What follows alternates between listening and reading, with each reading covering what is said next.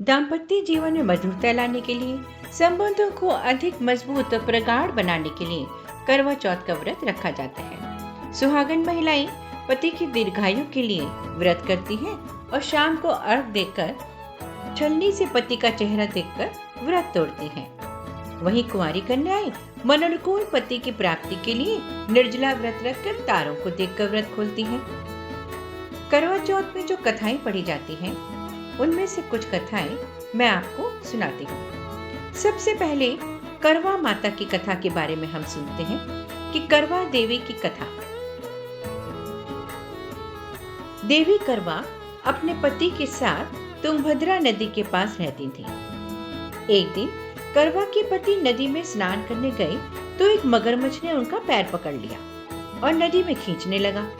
मृत्यु करीब देखकर करवा के पति करवा को पुकारने लगे। करवा दौड़कर नदी के पास पहुंची और पति को मृत्यु के मुंह में ले जाते हुए मगर को देखा।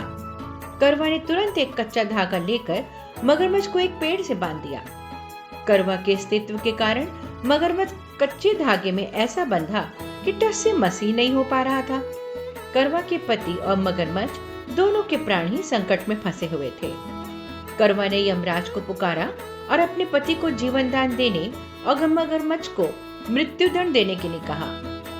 यमराज ने कहा, मैं ऐसा नहीं कर सकता क्योंकि अभी मगरमच्छ की आयु शेष है और तुम्हारे पति की आयु पूरी हो चुकी है।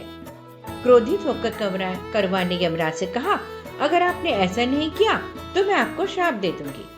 सती के श्राप से भयभीत होकर यमराज ने तुरंत मगरमच्छ को यमलोक भेज दिया और करवा के पति को जीवन दान दिया।